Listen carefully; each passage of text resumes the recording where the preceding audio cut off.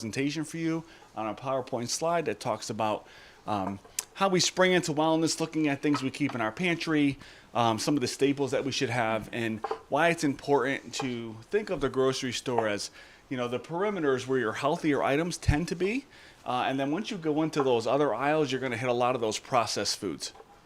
Now, some of those things unfortunately we need as far as our recipes go. But at the same time, we should try to stay away from a lot of the processed as things continue to change and we find out more and more from our research that it's really, really bad for you. So just a little introduction. So my name is Mike Desjardins. I manage employee wellness here at Griffin Health. This is Chef Mike Rizzio, who works with us at Griffin Health. And then, of course, Becca Cortella, who is our registered dietitian. And you met Josh Bibby, who is our video producer for tonight. This is going to be streamed live through Griffin's Facebook page. So anyone that's a friend of Facebook or follows Griffin, they'll get a little notification that Griffin just went live and they'll be able to watch this. For those people that don't have the viewing patience tolerance to sit there for, a good, 25 minutes to an hour, this is on our YouTube page. So if you go onto YouTube and you put in Griffin Health, you'll see our videos that we've done most recently and some of the ones we've done in the past as well. Okay, welcome. Nice to see you. We are streaming live on Facebook, so I'm waving hi. Whoever's on there will, and if questions come in, I'll be able to interact with the chef and say, hey, we have a viewer that's asking what have you. So, okay. One last plug. Those of you that registered for this event, I hope you didn't have any problem registering. It's on griffinhealth.org/events. So when you want to see what's up and coming for the Center for Healthy Living, that's where you'll find it. We're going to have a plethora of series coming up. We have one coming up on the 20th with Katie Poole, and that topic is about the benefit of bone broth, and she's going to show us how to do a vegetable chicken and a bone broth as well that day. So without further ado, I'm going to introduce you to Becca, and she'll take on from here. So, spring into wellness. It's so good to see some familiar faces, some new faces. I love it. I love to talk. So speaking of Harvard, this healthy eating plate is from Harvard, but it's just a general idea, like half your plate is going to be fruits and vegetables, a quarter of your plate is going to be your grain, your carbohydrate, whether it's whole, half whole, and then your protein is going to be a quarter of your plate. Your plate is not going to always look like this. It's not going to be cookie cutter, but as long as we work it out and we could add all these things to our meals, then we're doing good. So walking through the grocery store, what's the first aisle you walk into? Exactly. So we could spend some time there. They usually do some seasonal things, which is great. But like Mike was saying, walking around the perimeter of the store, that's where your fresh products are going to be. Your whole foods are going to be. But you can also find some staple items within the aisles. So that's going to be your whole grains and other things that you could add to your pantry. So produce. So we want to work within season because those food items are going to be cheaper, but they're going to be the freshest too. So for March, we have some asparagus, like all these things, apples, beets, Brussels sprouts. Who cooks with Brussels sprouts at home? That's great. I love that. How do you guys cook them?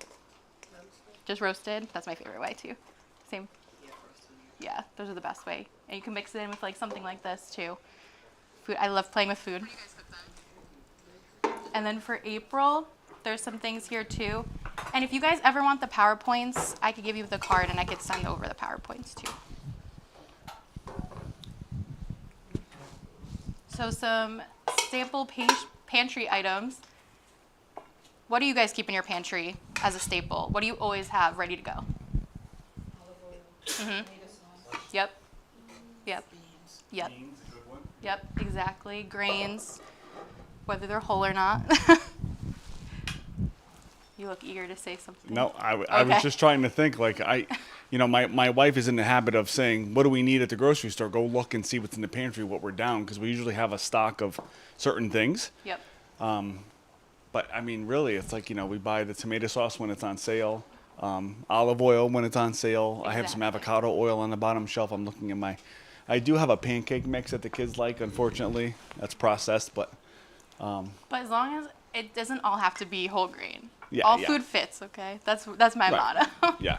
I like We your can make it model, work. Becca. Thank you, thank you. So like I was saying, whole grains, oats, like bread we could keep in the pantry, pasta, bean-based pasta, quinoa, brown rice farro, all these things, and he's gonna be cooking with farro today, are things that you could keep on hand, but you could also cook ahead during the week too. So say on a Sunday, you're like, this is a busy week coming up, you can pre-cook some of this stuff, and just when that day comes, you continue cooking the farro, you add your vegetables, you can add your canned beans and things like that, and it can be a quick meal. In the summer, how many of you have gardens? Right? So many of us have gardens, and you know, there's at one point during the season when you're like, oh my God, what am I going to do with all these things? Like I have tomatoes coming out of my ears and eggplants down the counter and zucchinis the size of baseball bats. Yep. And, you know, we've all been there. You know, how much stuffed zucchini can you have? And so my mother-in-law says, well, you got to cut it up and freeze them. And I started, you know, Chef Mike here did a demo on us about kind of winter batch cooking and what to do with things during the winter when you make a big, you know, set of things. So we were talking about it in the summer, and it's one of those times where it's seasonal and you love the fresh stuff, but after you've had it so much, you're just like, okay, You're over I'm it. good. Like, Yeah. I love fresh cucumber tomato salad with basil, but at some point I'm like, okay. But I started quartering the tomatoes and freezing them, and then now I use them for soup. So I'll just pull them out and throw them right into the soup, and it actually cooks down really nicely. I've done it with some pasta dishes. You can make your own sauce like that too. right. And then And you it can jar really it up, worked. freeze it again, you know. It's actually, and that's what I'm trying to do a little bit better is to, you know, of course not waste as much food, which Katie Poole, who hates when we talk about food waste, but I've just tried to be better just because of the rising costs. When I go to grocery Exactly. shop now, it used to be 150, now it's over 220 each time I go, and it's Yeah. like, I hate throwing stuff out. yes, It I'm kills with me. you. But it happens. But it's how we go forward, right? How we do better as we go. So beans, legumes, and nuts. So I don't necessarily keep dried beans in my pantry, but I do have canned beans. I got refried beans, I got garbanzo beans, I got kidney beans. These can all be added to just your general dishes, and then there's more protein, more fiber, and you feel fuller for longer. And then mixed nuts. I did bring some mixed nuts over there. There's some pretzels if you guys want to take some. I don't know exactly what's in it, so if you have any allergies, please don't take it.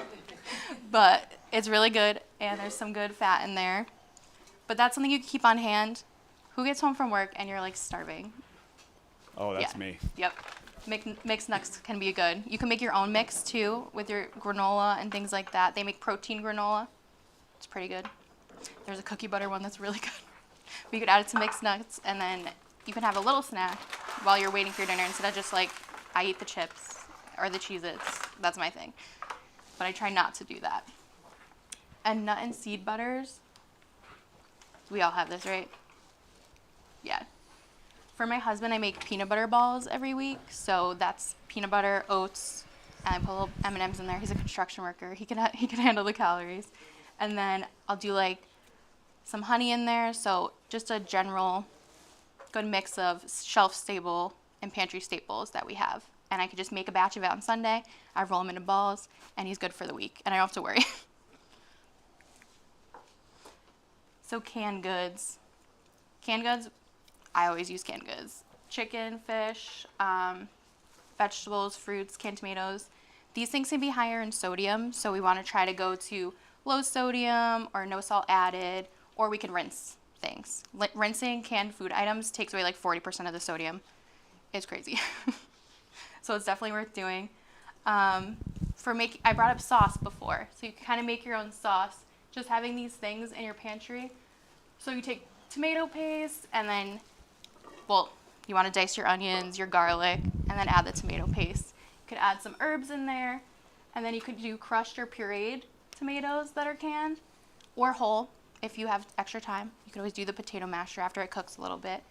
But it's just something that quick that you could whip up, or keep in the freezer too. If you make like a batch a month of tomato sauce, you could throw it in the freezer. You have ground turkey in the freezer, and then you have your whole grain pasta ready to go in the pantry, and then that's dinner. Are you going to cook for me now? You gonna pay me? So snacking, my big thing. So just making sure that we have stuff in the pantry that when we get home from work, we don't want to go to the chips. Chips aren't bad. Cheez-Its aren't bad, but we want moderation. Maybe like once or twice a week. But the rest of the week we can try to have like things like unsweetened applesauce. I love a cheese stick. They're my favorite. They're 7 grams of protein. So just a little something to kind of keep us fuller. You can make some of these snacks too, the chickpeas. If you take garbanzo beans from the can, dry them out really good, roast them, air fry them, add some seasonings you like. It could really be a good snack. Do you have any healthy snacks? I'm just thinking of air fryer. Like, how many of us use an air fryer? What's your favorite item in the air fryer? My husband uses it to warm up pizza. Hey. Chicken thighs? Cauliflower? The Brussels sprouts. Brussels Yeah, sprouts. Brussels sprouts That's in the true. air fryer. Yeah. I mean, they might get coated with honey and bacon, but We're going to that's pretend always you didn't It's say okay. that. That's always optional, but I tried Natural sugar, I tried protein, cube- I love it. cube salmon. I saw it where a recipe yeah. where they put down the The liner. the parchment liner, and I would cube up salmon, and I had a honey Dijon dressing that we made, and I could not believe. And my son, my 11-year-old, actually tried it. I was just like, "There's no way." and it's definitely the better option than frying in a pan or deep frying in the Yeah. doing chicken wings instead of putting them in a deep fryer. Just putting them in the air Yeah. fryer, and they come out better. I actually think that they I come out agree, yeah. better. And it's quicker than if you baked them too. Yeah, yeah. One of at Griffin, every now and again we'll do chicken tenders, but they'll be baked tenders. And people that have been at Griffin long enough to remember, we used to have fry laters, just like in a regular restaurant. So we'd have French fries, but from an organization pushing healthy eating and trying to keep everyone's on this population health initiative now, which is really keeping you healthier outside of the hospital. The old method was we wanted the turnstile because you kept coming in to see us, but now population health is where it's going, and we're trying to keep you healthier so you don't come see us. But one of the initiatives we did was we got rid of regular soda and the fry laters. And we've made a conscious initiative. We brought in a sushi chef, and we brought in different cultural menu items to beef up the recipes. And there was a lot of pushback in the beginning. They wanted their cheeseburger and French fries. They felt like they earned it after a 12-hour shift. And I'm not going to tell them they didn't earn it, but at the same time, we have a turkey burger for you or a black bean burger, but no French fries, unfortunately. So we started doing more of the baked kind of tender types things, bringing them back. And the wings that they do are actually pretty good over on the side. But I wanted to mention that because, one of the things we did is you hear us here pushing this, but at the same time, we actually walk the walk. We've changed a lot at the hospital. And we introduced a marketplace as well, which allows the nurses and doctors to go grab food to go because it's late night. The kitchen's They also closed. do family meals too from that They're market. family meals to go, so you can walk in there and get a whole dinner. Don't you make them? What's up? Do you make the family meals? Yeah. So every day we do a different meal. We have a constant variety of grains, vegetables, but then all different types of meal, from chicken marsala to different lasagnas, stir fries, and kind of anything in between there. So. But yeah, I didn't want to interrupt. Sorry, Becca. That's okay. I'll allow it. And then just miscellaneous stuff that we would want to keep in our pantry. So I heard you guys say olive oil before, vinegar, honey, maple syrup. I use diet maple syrup. But just oils too. Cooking spray is a good thing to cook with. They make olive oil cooking spray, avocado oil cooking spray, all different kinds. So here are the rules. No, I'm just kidding. So with spices and seasonings, it's ideal to toss them after 2 years because they lose their flavor. They don't go bad necessarily, but they're not going to be as good as they would be. Walmart sells them, Trader Joe's sells them for under $3. So you can find some good things out there. Baking ingredients, make sure we're sealing them. I have a lot of Ziploc bags that I use, or containers. I do have containers too, glass containers. Grains and pastas. They're good for 2 years if you seal them. I don't always seal them, but you boil them. And it's person to person. If you want to keep them and use them like I do, that's okay too. Checking your oils for expiration dates. Oils can spoil. Didn't mean to rhyme, but they can go bad, and certain oils go bad quicker than other oils. And just making sure you're checking the expiration date, or if you put it into another container, like putting it somewhere, the date that was on the original container if you throw it out. Proper storage containers for foods. I lied about the pasta. No, I'm just kidding. So I use deli containers at home a lot. You can get them on Amazon. They have like the 2 ounce or 4 ounce, 6 ounce, and 16 ounce, I think it is. And like last week I shredded cheese and I just put them into those containers, and those are going to be in my fridge when I need them. Does everybody know what she means by deli containers? Oh yeah, I was looking Like for these? one. Yeah. Thank you. These. Yes. So they have They make my life easier. Like pasta. It's just me and my husband, so I don't make a whole thing of pasta. So I'll put half of it immediately in there I'll rip the directions up, put them in there, and then I'm good for one other meal. Oh, I like this. So ideally you want to use 50% fresh ingredients and then 50% fresh staple ingredients, which this meal kind of. It's more fresh, but that's okay. We want more whole grains, whole foods. Be resourceful and be creative. So we could think of anything to create, right? I want to challenge you guys. When you guys go home, kind of see what you have. Doesn't have to be today, but kind of see what you can make with everything you have at home. It's a fun challenge, like chopped at home. And then to save money too, because I know like it's easy to just forget about something and then it gets thrown out and then you're like, that's my money. So challenging yourself to kind of make a meal from scratch, from home, from the things you already have, can save you money in the end too. Does anyone know what FIFO means? Yes. So say we go to the store, first in, first out. So when we're putting stuff in the pantry after we go to the grocery store, we just want to make sure the dates are correct. So we'll pull out the stuff we've had at home and then we'll put the new stuff in back of it. So that when we're going in the pantry and pulling it, we could just pull the oldest one. It's not old, but oldest one. And chef, it's your turn now. We're gonna do the farro salad with spring vegetable. All right. So today. Thank you, Becca. Thank you very much.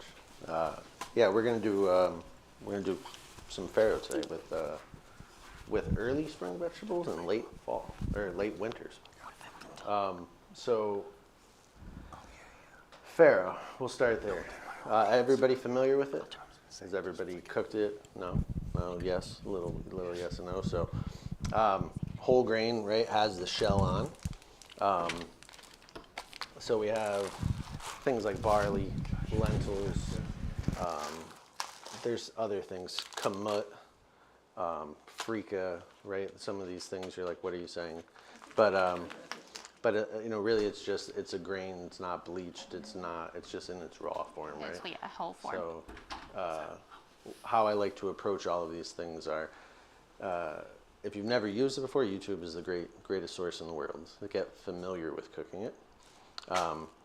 So I'll relate everything back to cooking rice. So these whole grains, they can handle a lot of water, and they also kind of like to be toasted, right? So we'll start just with a pan, any sort of size, really. It could be in a saute pan, it could be in a stock pot, depending on the size that you're doing. Don't be afraid to add water to farro. It's just going to keep soaking it up. So if you do it the first time and it doesn't really come out right, it's too hard or it's too soft, it's okay. You can always rinse it and get some of that starch off.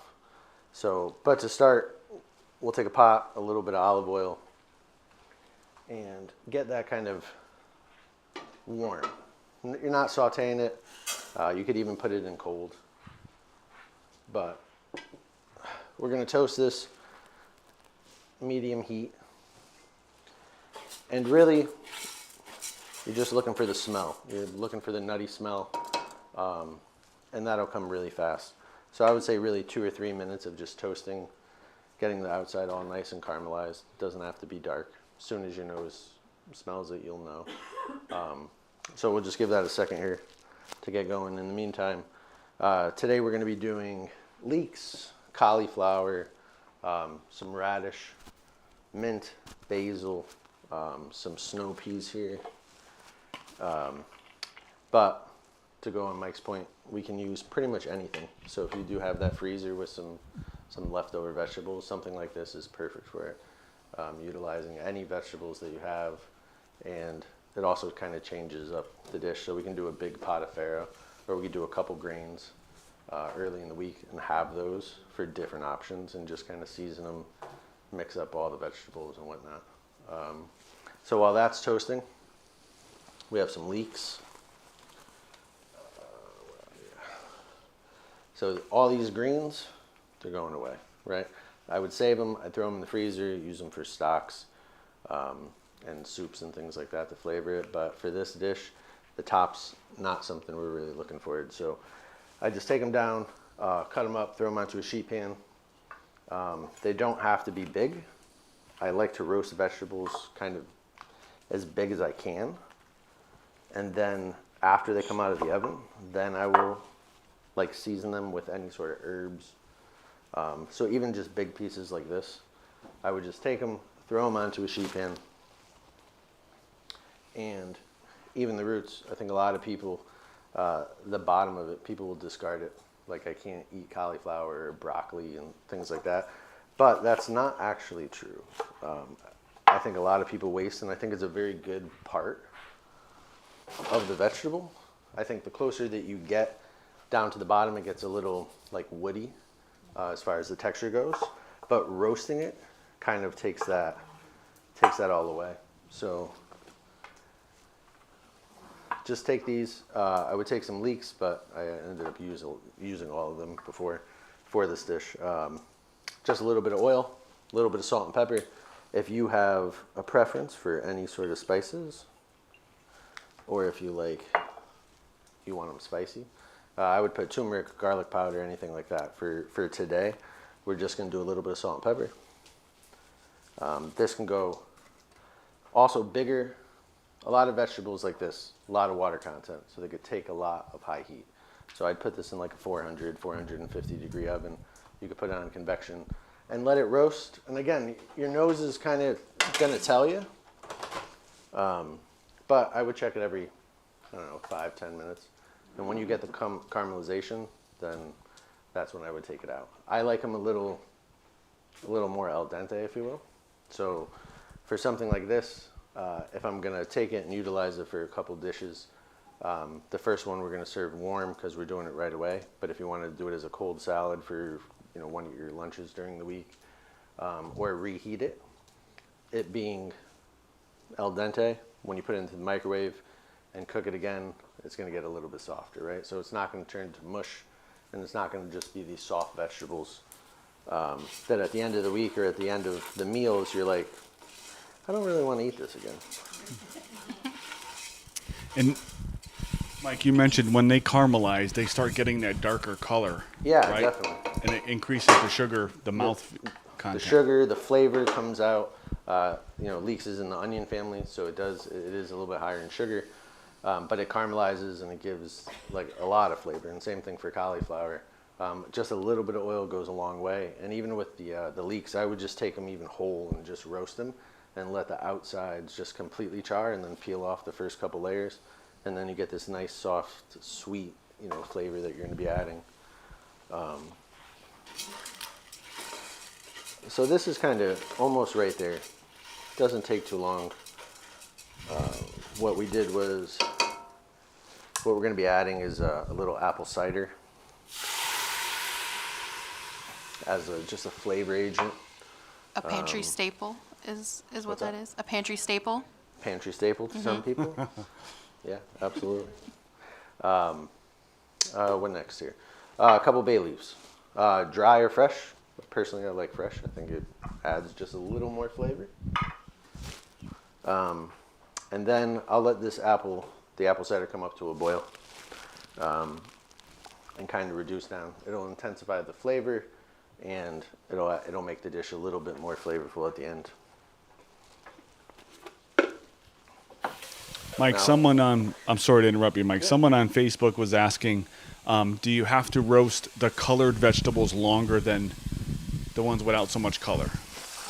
I think you could really relate it to the water content in the vegetables. That's how I would, something with sugar is going to cook faster. Those sugars are going to start to caramelize and break down the vegetables quicker than something that has a lot of water in it.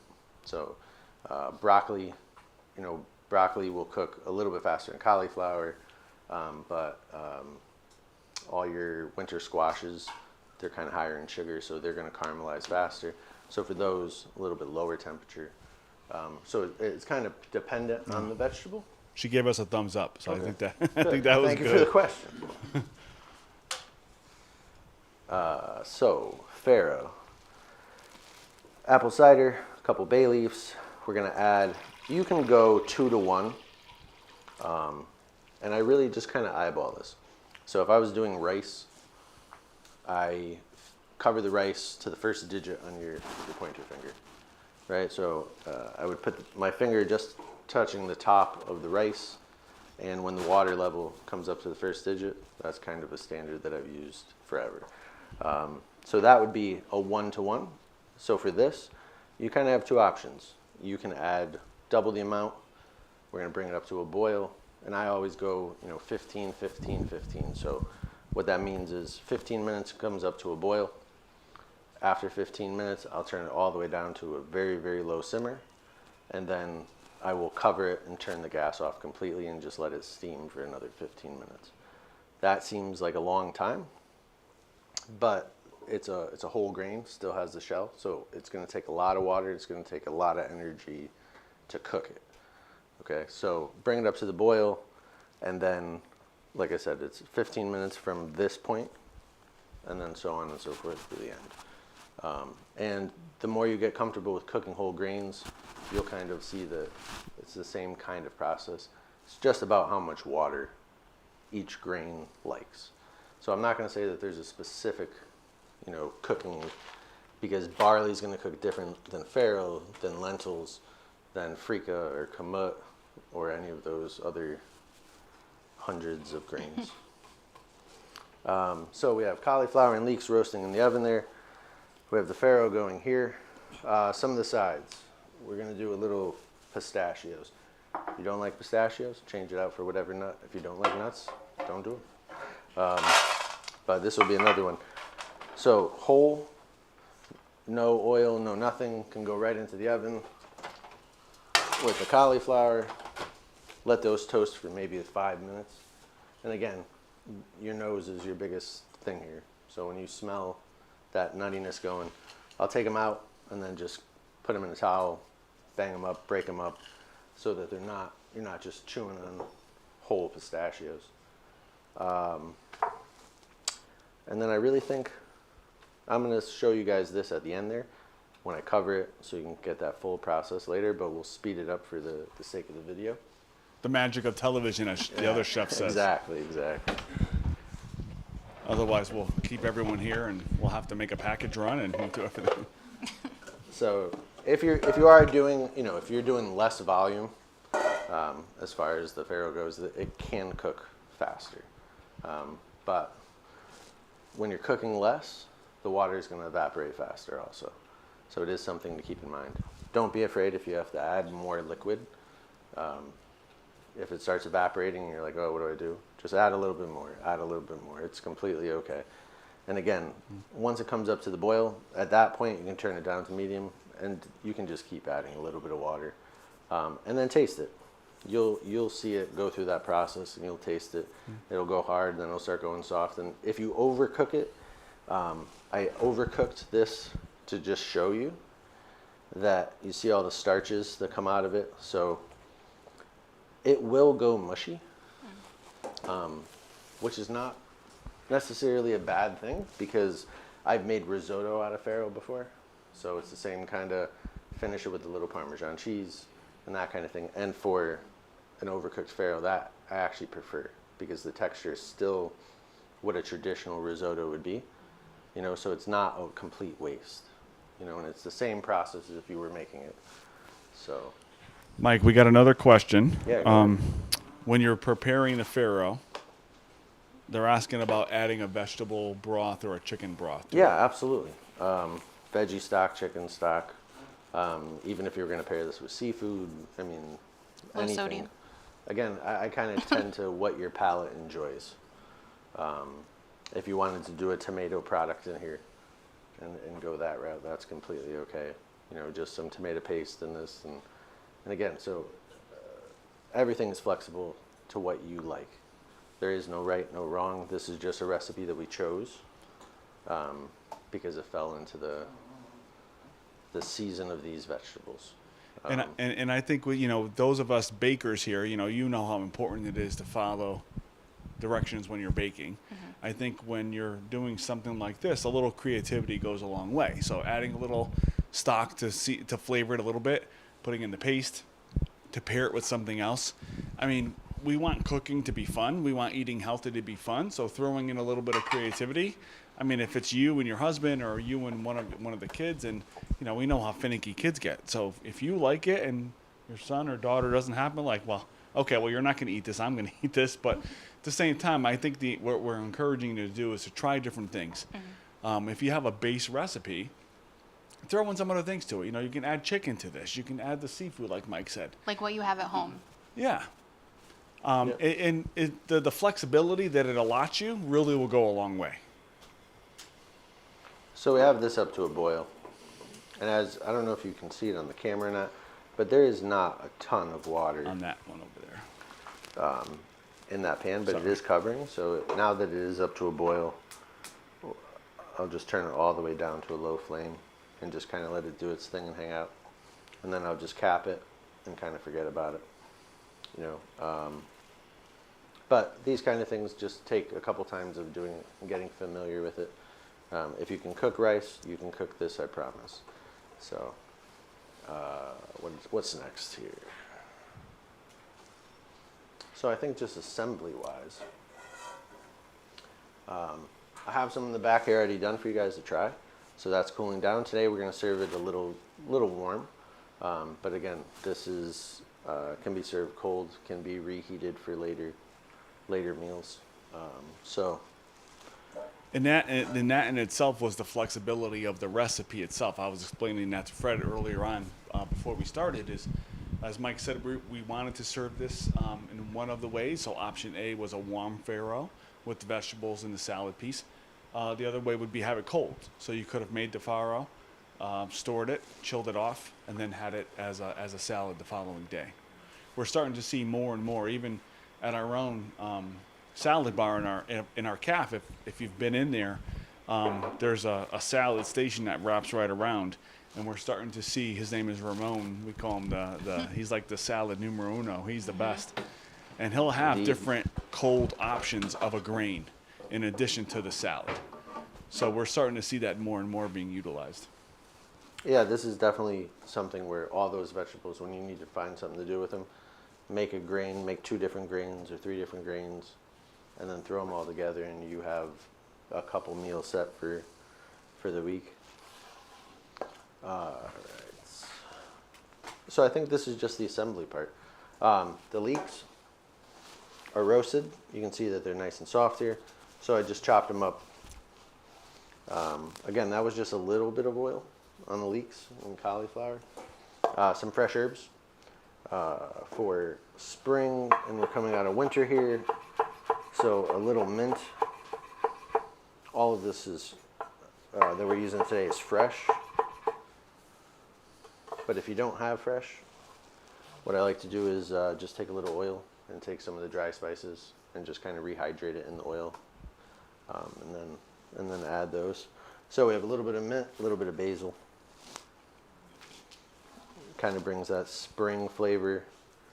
I have one of the cauliflower stems. So just at this end part, when you cook the cauliflower, you could actually see the woody part of it. Probably not on camera, but it gets a little pale. So I'll just cut the end off. If you have a mandolin, you can just, or one of those the peelers with that makes like straws. Take one of those. This is perfect for something like that. And Yeah, because I don't think we can cut like that, Mike. no. That's a skill in itself. Just kind of go And slow. then just chop it up. I kind of like to keep everything that's going to be mixed together in similar sizes. So the cauliflower, that was the roots. Grab a towel here.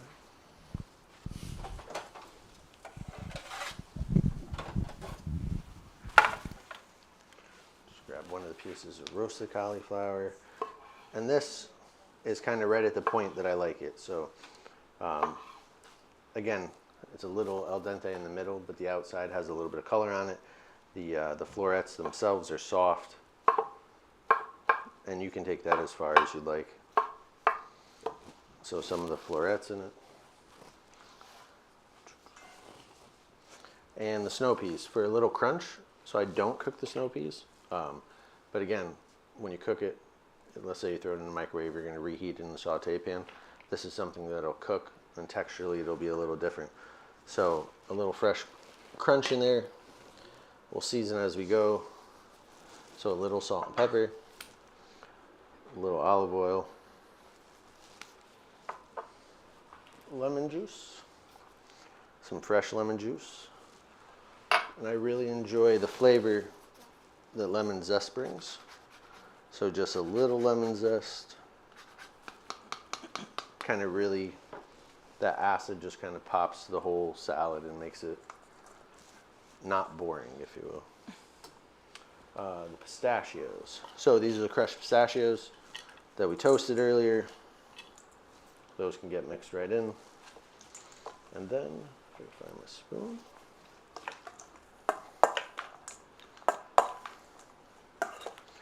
Just kind of mix that up. Now, I have some radishes. So we're at the end of winter season. So this is the last pick for radishes. This also adds a little freshness, a little bite. They have the little spice that a radish naturally has. So mandolin, just really, really thin. And a couple of those.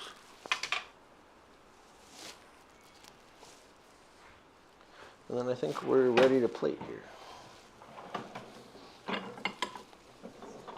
So just as a demo, to kind of show you the presentation side, to say everybody eats with their eyes first, right? So when you're doing a meal or you're going to cook this for somebody, we try to make it also look nice. So we just add a couple fancy little pieces like that. Some of the fresh pistachio on top there. Parmesan cheese, but this could be any kind of cheese that you like. It could be a soft cheese, it could be a manchego, whatever your preference is. For this dish, there's nothing wrong. And that's really how I approach cooking in general, is cook the things that you like, and don't be afraid to try new things. And then just a little lemon zest on top. Josh has to get this.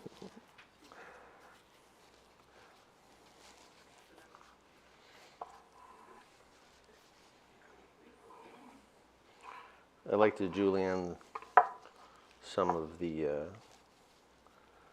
fresh herbs also. So it's a little fancy way of plating it, but this would go perfect with salmon or chicken or, you know, and as you can see, it really is. Can everyone see that in the camera there? Yeah. So now it looks too pretty. I don't want to eat it anymore, Mike. Yeah. But yeah, this pairs with pretty much any protein. There's no right and wrong as far as the pairing goes. As far as the citrus, I think citrus adds so much to kind of like, if you will, a boring thing. You're like, grains by themselves. Whether It's gonna be heavy. yeah, Whereas 100%. Lemon can brighten it up. Brighten it up, you know, absolutely. daylight savings, you know. Little brightness in our life. Any questions while we're going about any grains or any sort of any question really? All right, then I'm gonna say let's start plating this up. You need a spoon? I have one there. No. Yeah. I got this. Go ahead, you bring it over.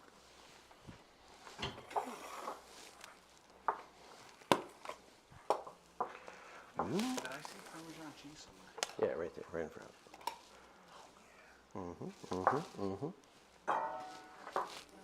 All right, so this is the part everyone gets to taste it. The best part, right?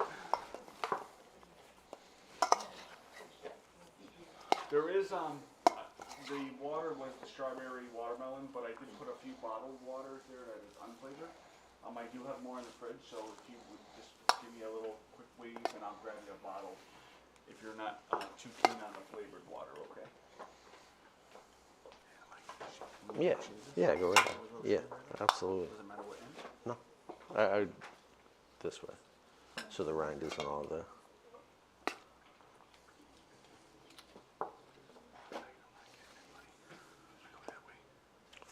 Flip this. Don't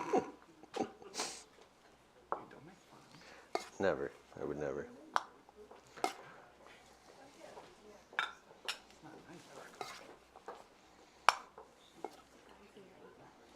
I definitely would have. So, hands down. I'm gonna garnish them all, so they can all have a little, yeah. So am I not doing this right? No, yeah, you're doing perfect. I like the way this is coming out. Like half crescent moon. Yeah, perfect. Does anybody have any questions for Chef Mike? Gotta be something. They're all competent cooks. That's the. I love to see it. Me too.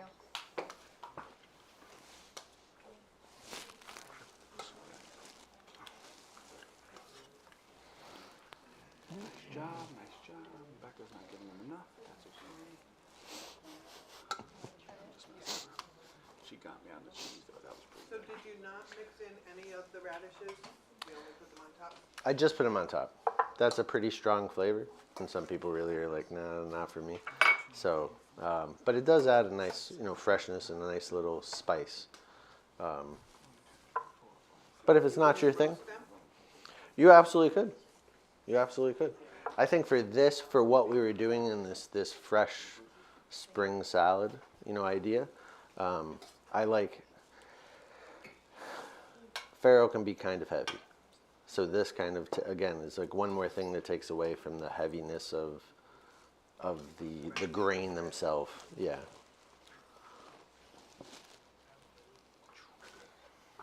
Yeah, buddy. There we go. Oops. Switch.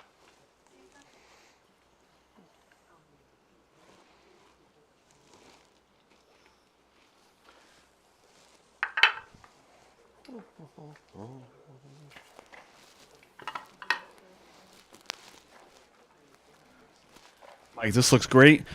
I can still smell the toasted something coming in. Like there's definitely some aromas over here coming out, which is great. So as he's finishing up the garnish, we'll get some feedback on what you guys think of this flavor. I think going into like the warmer time of the year now, we like to. I know I do. I love to grill a little bit more, eat a little bit lighter. You tend to wear less clothing, and of course you're concerned with. All right, did I put on that 20-pound pancetta over the winter, and now I've got to get rid of that. So anyway, I just want to thank everyone for coming. Mike and Becca will both be here to answer some questions as you guys are tasting our sample for today. And just remember for future things, griffinhealth.org/events. Everything is there, and including some of our wellness classes that go over things like diabetes prevention. We have a weight loss toolkit program. We offer a diabetic counseling for people that have prediabetes and diabetes. We have a heart health workshop that's really excellent. It's a 3-week program, again, free of charge for community members. And we have our new lifestyle medicine physician, Dr. Khan, who's here on Fridays, and she does a stress management workshop. And she also does a talk on weight loss as it relates to those GLP-1 medications that everyone is in the fad right now, right? The Mounjaros and the Jardians and Ozempics. So she is an obesity certified physician who prescribes those medicines.